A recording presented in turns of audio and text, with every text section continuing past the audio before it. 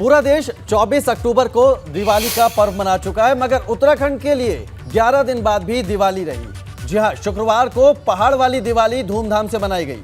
पहाड़ का लोक पर्व इगास मनाया गया, जिसे कुमाऊं में बूढ़ी दिवाली के नाम से जाना जाता है।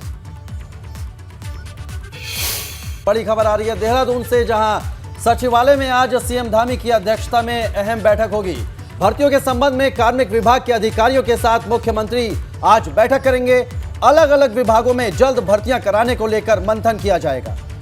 अलग अलग विभागों के विभागाध्यक्ष सीएम को जानकारी देंगे। तो ये बड़ा अपडेट आपको दे दें, सचिवालय में सीएम धामी की अध्यक्षता में एक बड़ी बैठक होनी है। अलग अलग विभागों के जो विभागाध्यक्ष होंगे वो मुख्यमंत्री को जानकारी देंगे। तो जल्द ही भर्तियां कराने को लेकर भी मंथन किया जाएगा। भर्तियों के संबंध में कार्मिक विभाग के अधिकारियों के साथ ये बड़ी बैठक होनी है। इसके साथ ही जानकारी ये है कि जो अलग अलग विभागों के विभागाध्यक्ष होंगे मुख्यमंत्री को वो पूरी जानकारी देंगे, अपडेट देंगे। तो जल्द ही भर्तियां उत्तराखंड में हो सकती है, उसको लेकर ये बड़ी बैठक उत्तराखंड में हो रही है।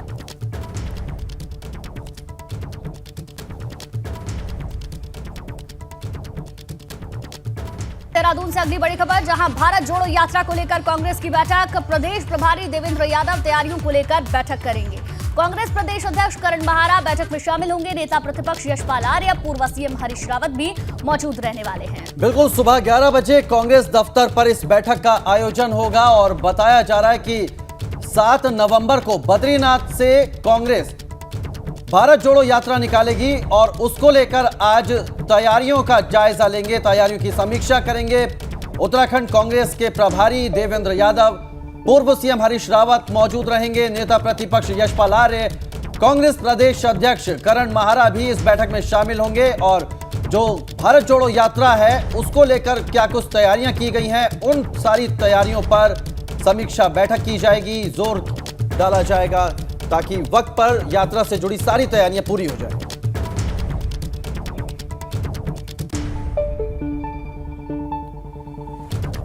देखते हैं देश विदेश और प्रदेश में मचा घड़ी घड़ी घमासान खबरों का तूफान।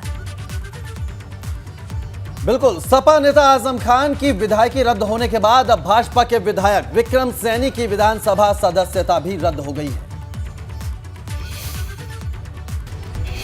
विक्रम सैनी को 2013 में मुजफ्फरनगर दंगों के दौरान भड़काऊ भाषण देने के मामले में मुजफ्फरनगर एमपी एमएलए कोर्ट ने 2 साल की सजा सुनाई थी, लेकिन सजा 3 साल से कम थी, इसलिए सैनी को कोर्ट से जमानत मिल गई। हालांकि अभी विधानसभा अध्यक्ष की तरफ से विक्रम सैनी की सदस्यता रद्द करने वाली चिट्ठी जारी होना बाकी है। व्हाट्सएप पर रात लोगों के फोन आ रहे हैं, लेकिन लखनऊ से कोई ऐसी सूचना नहीं मिली कि फिर इसके सर एक हफ्ते में यूपी विधानसभा के विधायक की सदस्यता रद्द होने का यह दूसरा मामला है।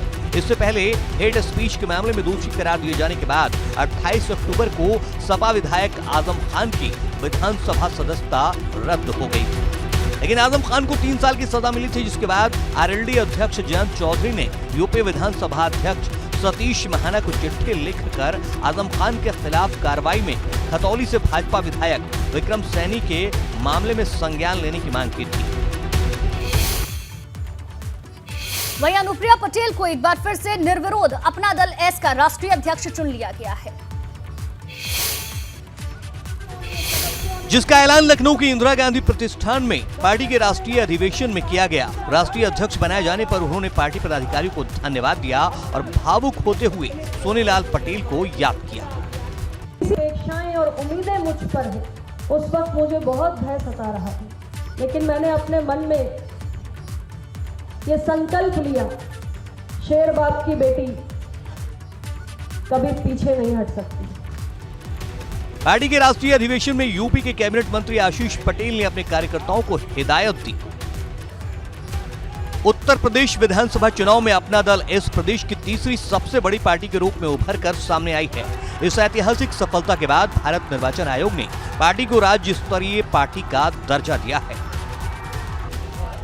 राज्य स्तरीय दर्जा मिलने के बाद पहली बार अपना दल एस का राष्ट्रीय अधिवेशन राजधानी लखनऊ के इंदिरा गांधी प्रतिष्ठान में आयोजित हुआ।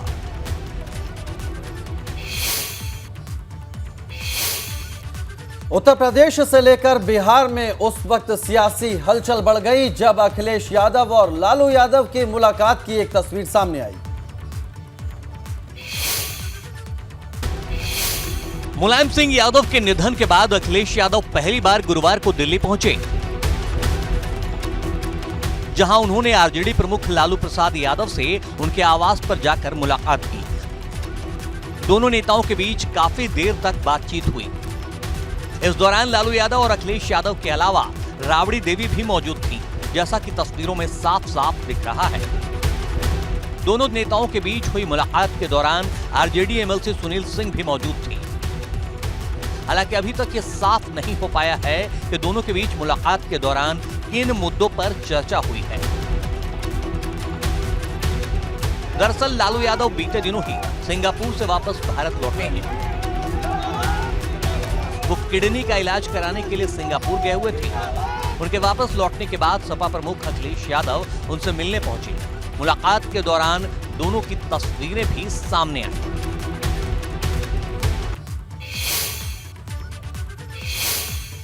कोरोना के बाद फिर से दिल्ली एनसीआर में एक बार फिर से लॉकडाउन लग गया है। जी हां, सही सुना आपने, लॉकडाउन। हम ऐसा इसलिए कह रहे हैं क्योंकि प्रदूषण की वजह से नोएडा और दिल्ली एनसीआर में घरों से निकलना मुश्किल हो गया है। और तो और वायु प्रदूषण के बढ़ते स्तर के मद्देनजर उत्तर प्रदेश के गौतम बुद्ध नगर जिले के नोएडा और ग्रेटर नोएडा के सभी स्कूलों में 8वीं कक्षाओं तक के विद्यार्थियों के लिए अगले मंगलवार तक ऑनलाइन पढ़ाई कराने के आदेश जारी किए गए हैं। साथ ही प्रशासन ने अगले आदेश तक स्कूलों में सभी आउटडोर एक्टिविटी पर रोक लगा दी है। इसके अलावा आदेश दिया गया है कि वहीं जरूरत होने पर 9वीं से 12वीं तक की क्लास भी ऑनलाइन चलाई जाए। दिल्ली एनसीआर में हवा इतनी जहरीली हो चुकी है कि लोगों को सांस लेना दुभर हो गया है, जिसके मद्देनजर ग्रैब की स्टेज 4 लागू कर दी गई है। यानी शहर में दिल्ली एनसीआर में 4 पहिया डीजल हल्के मोटर वाहनों के चलने पर प्रतिबंध लगा दिया गया है। साथ ही एनसीआर में स्वच्छ ईंधन पर न चलने वाले सभी उद्योगों को बंद करने का आदेश दिया गया है। तो आपको बता दें कि दिल्ली एनसीआर की हवा इतनी प्रदूषित हो चुकी है कि लोगों को सांस लेने में दिक्कत होने लगी है। हालत यह है कि हवा की गुणवत्ता के मामले में दुनिया के 10 सबसे बदतर शहरों में नोएडा समेत यूपी के कई शहर शामिल हैं, जहां हवा की गुणवत्ता सीवियर यानी गंभीर चिंताजनक हालत में है। आज शाम 4 बजे तक गाजियाबाद के वसुंधरा का एयर क्वालिटी इंडेक्स 444 रहा, तो गाजियाबाद के लोनी का एयर क्वालिटी इंडेक्स 410 था। ग्रेटर नोएडा का एयर क्वालिटी इंडेक्स 448 रिकॉर्ड किया गया, तो प्रदेश की राजधानी लखनऊ का एयर क्वालिटी इंडेक्स 400 था। यूपी में सबसे खराब स्थिति नोएडा शहर की रही, जहां का एयर क्वालिटी इंडेक्स 466 दर्ज किया गया। एयर क्वालिटी इंडेक्स 400 से अधिक होने पर लोगों के लिए खतरनाक साबित हो सकता है। प्रदूषित हवा में सांस लेना मानो सिगरेट पीने के बराबर है, जो छोटे बच्चों और बुजुर्गों के लिए बेहद खतरनाक है।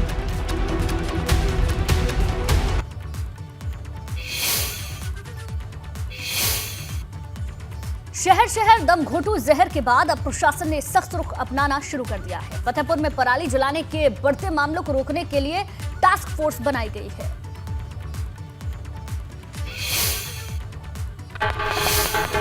ताजा पीटकर ये शख्स मुनादी कर रहा है, आगाह कर रहा है उस जहर से बचाव के लिए जो हवा में फैल रहा है। को सूचित किया जाता है। फतेहपुर में धान की फसल किसानों द्वारा खेत से काटने के बाद पराली जलाने की बढ़ रही घटना को लेकर डीएम ने जिला निगरानी समिति बनाकर टास्क फोर्स का गठन किया है। साथ ही गांव में मुनादी कराकर खेत में पराली न जलाने की किसानों से अपील की जा रही है। पराली जलाने पर मुकदमा दर्ज कर कार्रवाई की बात भी कही जा रही है। हाँ भैया, सभी ग्राम वासियों को सूचित किया जाता है कि अपने अपने खेतों का पैरा आग न लगाएं। आग लगाते हैं तो आपको आप कानूनी कार्रवाई हो सकती है। हर गांव में जाकर गठित टीम किसानों को जागरूक कर रही है कि वो अपने खेतों में पराली ना जलाएं, क्योंकि पराली जलाने से खेत की पैदावार क्षमता खत्म हो जाती है। फसलों के अवशेष जलाए जाने से प्रदूषण बढ़ता है और इसकी रोकथाम को लेकर प्रशासन ने ये कदम उठाया है। अपने अपने खेतों का पैरा आग न लगाएं। उत्तर प्रदेश में डेंगू संकट बढ़ता देख डिप्टी सीएम ब्रजेश पाठक खुद हालात को संभालने के लिए मैदान में उतर गए हैं।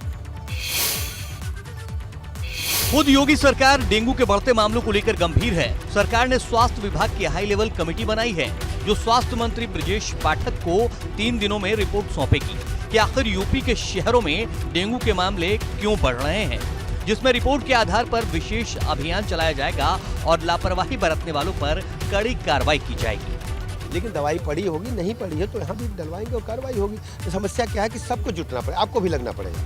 लखनऊ के सरोजनी नगर से विधायक राजेश्वर सिंह ने भी अपने क्षेत्र में बड़े पैमाने पर फॉगिंग मशीन वितरित करने का प्लान बनाया है, जिसके लिए मशीनें मंगा भी ली गई हैं।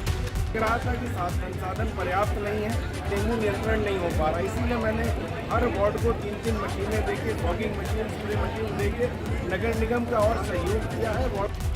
इसके पहले प्रयागराज में डेंगू के बढ़ते मामलों पर इलाहाबाद हाईकोर्ट में शुक्रवार को सुनवाई हुई, जिसमें डीएम, सीएमओ और नगर आयुक्त की पेशी हुई। सुनवाई में हाईकोर्ट ने मामले में लापरवाही न बरतने के सख्त निर्देश दिए। वहीं डेंगू ने संगम नगरी प्रयागराज में अपना कहर बरपाया हुआ है। सरकार सख्त है, समीक्षा बैठक हो रही है, कोर्ट ने फटकार लगाई है, लेकिन अधिकारियों पर ना तो फर्क पड़ रहा है और ना ही फर्क पड़ता हुआ नजर आ रहा है।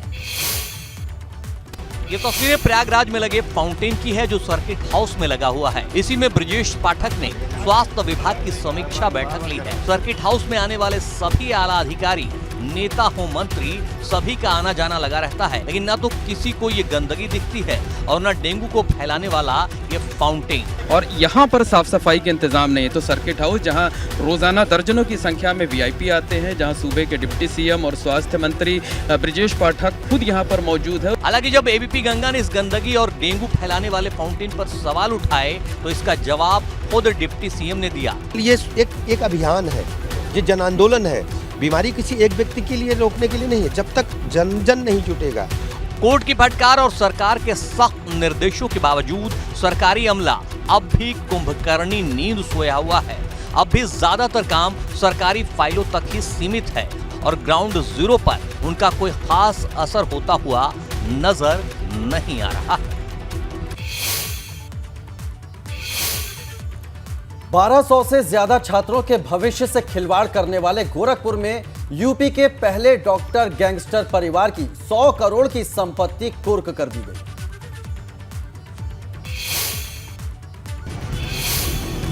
जहां डॉक्टर अभिषेक यादव और उसके परिवार की संपत्ति को सील कर दिया गया। बिना मान्यता के नर्सिंग कॉलेज में छात्रों का प्रवेश लेकर जालसाजी करने के आरोपित डॉक्टर अभिषेक यादव के राज नर्सिंग होम को शुक्रवार की सुबह तिवारीपुर थाना पुलिस और तहसील की टीम ने कुर्क कर दिया है। एक अनुमान के मुताबिक ये कुल संपत्ति 100 करोड़ की है। जिस संख्या जो इसको अलॉटेड थी उससे कई गुना ज्यादा एडमिशन देके उनके भविष्य के साथ खिलवाड़ किया। ऐसे मेडिकल माफिया के खिलाफ आज कई जगहों 9 से ज्यादा इसकी प्रॉपर्टियां जब्त की जा रही है। 3 दिन पहले जिलाधिकारी कृष्णा करुणेश ने गैंगस्टर के आरोपित डॉक्टर और उसकी पत्नी साथ में बहन के करोड़ों की चल अचल संपत्ति को कुर्क करने का आदेश दिया था। गैंगस्टर एक्ट में संपत्ति कुर्क करने की जिले की ये सबसे बड़ी कार्रवाई है। पिपराइच के तुर्रा बाजार स्थित राज नर्सिंग और पैरामेडिकल कॉलेज के संचालक डॉक्टर अभिषेक यादव ने फर्जी दस्तावेज पर शासन से मान्यता मिलने की जानकारी देकर नर्सिंग कॉलेज में छात्र छात्राओं का प्रवेश लिया था। इसी मामले में मुख्य आरोपी लखनऊ जेल में बंद है। बलिया का एक ऐसा सरकारी स्कूल जहां 5 कमरों के भवन में एक नहीं बल्कि 4 अलग अलग विद्यालय चलते हैं। बलिया के सुघर छपरा सरकारी प्राथमिक विद्यालय में पिछले 3 सालों से एक ही विद्यालय भवन में 4 स्कूल चल रहे हैं। समझना मुश्किल नहीं कि छात्रों को पढ़ने में कितनी परेशानी झेलनी पड़ती है। किस विद्यालय में पढ़ते हैं आप? प्राथमिक विद्यालय सुघर छपरा। जी, पहले वो उसी प्राथमिक विद्यालय सुघर छपरा में पढ़ता है जो गंगा कटन में विलीन हो चुका है। 5 कमरों में 4-4 चलने वाले स्कूल में तकरीबन 400 बच्चे पढ़ते हैं। शिक्षकों की संख्या 10 से ज्यादा है, लेकिन पढ़ने के लिए बुनियादी सुविधाओं का घोर अभाव है। तो आप समझ ही चुके होंगे कि एक ही विद्यालय में, जैसे एक ही रूम में एक पूरा विद्यालय संचालित हो रहा है। जैसे यूपीएस सुघर छपरा है, उसमें 3 कक्षाएं हैं, 6, 7, 8 एक ही रूम में चल रहा है। तो कहीं ना कहीं तीनों कक्षाओं को एक साथ संचालित करने में एक रूम में थोड़ी कठिनाई तो होती ही है। दरअसल कटाव की वजह से 3 स्कूल गंगा में विलीन हो गए, जिससे छात्रों को दूसरे गांवों से आकर इस स्कूल में पढ़ाई करना मजबूरी है।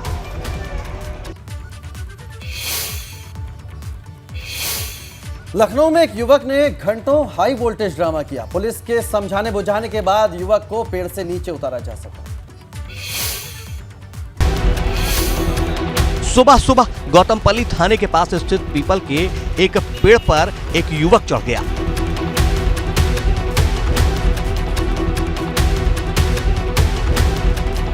युवक ने अपने गले में फंदा भी डाल रखा था।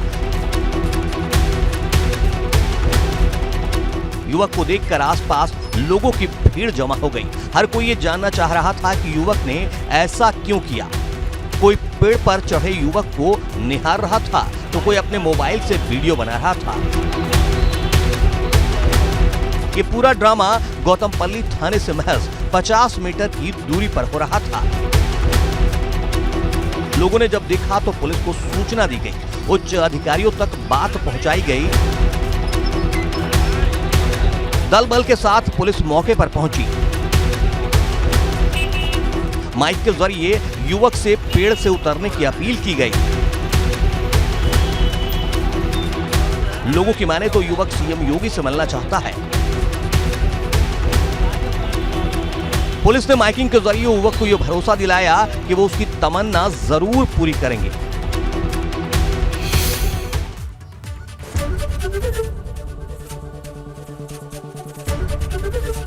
एबीपी गंगा, खबर आपकी, जुबान आपकी।